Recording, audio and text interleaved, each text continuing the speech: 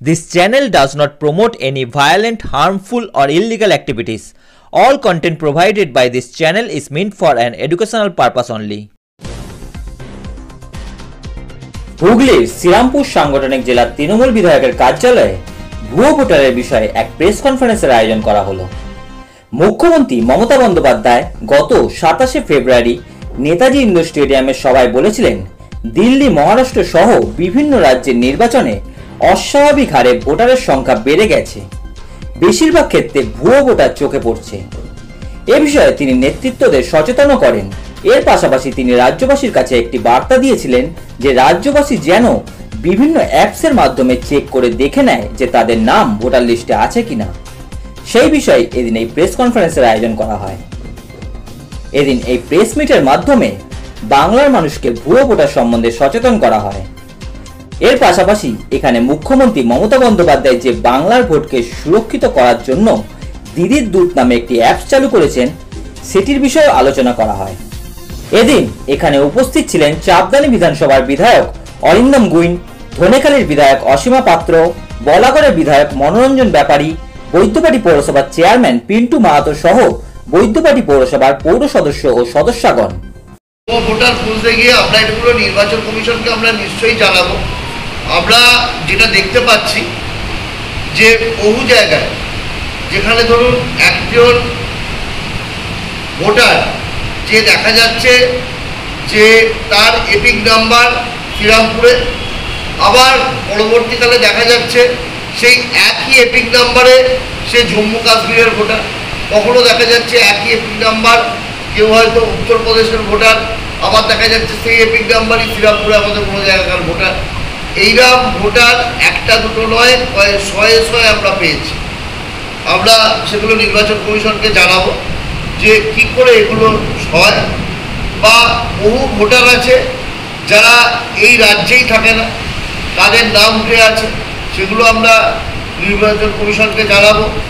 অনেক ভোটার মৃত, তাদের নামগুলো এখনো পর্যন্ত বারবার জানিয়েও কাটা যাচ্ছে না, সেগুলো আমরা জানাবো।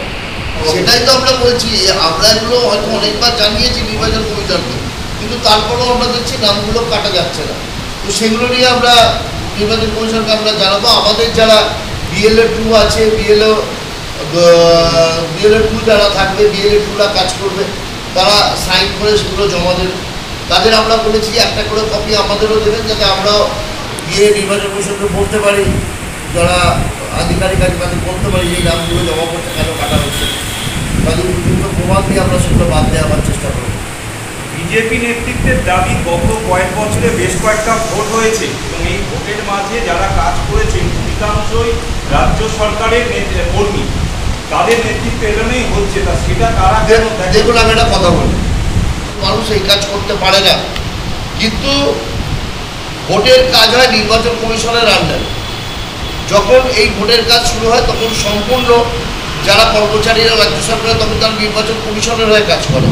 কাজেই দায়বদ্ধতা নির্বাচন কমিশনের থেকে থাকে, তখন কিন্তু সরকারের দায়বদ্ধতা থাকে না।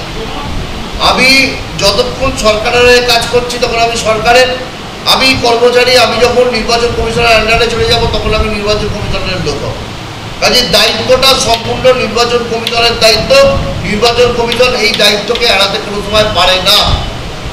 আর বিজেপি যারা আজকে এই কথা বলে, তাদের বলি যে তাদের অন্তত এইটুকুনি জ্ঞান থাকা উচিত যে কোন দায়িত্বটা কাদের।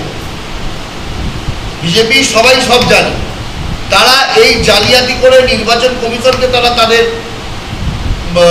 জোর দিয়ে, চাপ দিয়ে হোক, যে করেই হোক, ম্যানিপুলেট করে হোক, তারা চেষ্টা করে অন্যান্য রাজ্যেও তারা ক্ষমতায় এসেছে। তাহলে এটা কী করে সম্ভব যে যেখানে 5 বছরে, যেখানে 4.5 বছরে 5 লক্ষ ভোট হলে সেখানে বাকি 6 মাসের মধ্যে 29 লক্ষ ভোট উঠে যায় কী করে? এটা তো ভাবতে হবে। ধরতে পেরেছেন আগে থেকে, তার জন্য তিনি মানুষকে সচেতন করছেন।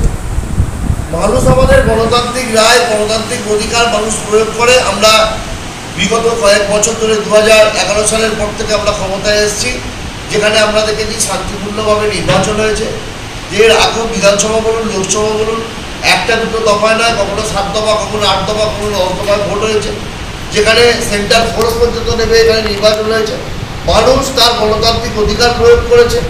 মানুষ পশ্চিমবাংলার মানুষ মমতা বন্দ্যোপাধ্যায়ের উপর আস্থা রেখেছে, ভরসা রেখেছে, তাই মমতা বন্দ্যোপাধ্যায়কে তিনবারের মতো মুখ্যমন্ত্রী করেছে। কাজে বিজেপি বুঝতে পারছে যে পশ্চিমবাংলায় তাদের কোনো জায়গা নেই। তারা যেন তেন প্রকারেরও, তারা সেই ইভিএম হোক, তারা নির্বাচন কমিশন হোক, তারা ধর্ম নিয়ে রাজনীতি করে হোক, মানুষের লড়াই লাগিয়ে দিয়ে হোক, তারা ক্ষমতা আনার চেষ্টা করছে। এটা সাধারণ মানুষকে বুঝতে হবে। যে আপনারা দেখতেই পাচ্ছেন যে এখানে এই বাংলার ভোটকে সুরক্ষিত করার জন্য মমতা বন্দ্যোপাধ্যায় দিদির দুধ অ্যাপ বলে একটি অ্যাপ করেছে, যেখানে BLA-1 একজন আছে, সেই BLA-1 BLA-2 অ্যাপয়েন্টমেন্ট করবে। তো BLA-2 কারা? যারা বুথ স্তরে যারা কাজ করে, সেই বুথ স্তরে যারা ভেরিফাই করবে যে এই ভোটারটা আমার এখানকার জেনুইন ভোটার কিনা। এই অ্যাপসের মাধ্যমে আমাদের সারা পশ্চিমবাংলায় হাজার হাজার তৃণমূল কংগ্রেসের এই BLA-2 তৃণমূল কংগ্রেসের কর্মীরা যারা মানুষের কাছে পৌঁছে যাবে, যারা মানুষের কাছে গিয়ে তারা ভেরিফাই করবে এই অ্যাপসের মাধ্যমে, আর করে সেটা সরাসরি চলে যাবে আমাদের মুখ্যমন্ত্রীর কাছে বা আমাদের নেত্রীর কাছে, যে আমাদের এই ভোটার আমরা পরিষ্কার বুঝতে পারবো, আমরা দেখতে পাবো যে কত ভোটার এখানে আছে। এই ভোটার আমাদের জেনুইন ভোটার, তারা আমাদের এখানকার বাসিন্দা, এই সমস্ত তথ্য আমরা এগুলো পেয়ে যাবো। এই অ্যাপটি সাধারণ মানুষ ব্যবহার করতে পারবে না, এই অ্যাপসটা সাধারণ মানুষ ব্যবহার করতে পারবে না, আমাদের যারা BLA-2 আছে তারাই একমাত্র এই অ্যাপসটা ব্যবহার করতে পারবে, যে তারা গিয়ে তারা দেখে নেবে। আর তারা সাধারণ মানুষের জন্য ভোটার হেল্পলাইন অ্যাপ আছেই, যেগুলো নির্বাচন কমিশনের অ্যাপ, সেই অ্যাপ আছে, সেই অ্যাপের মাধ্যমে তারা দেখে নিতে পারে যে তাদের নাম আছে কি নেই। কারণ আমরা বিগত লোকসভা নির্বাচনেও দেখেছি যে অনেক জেনুইন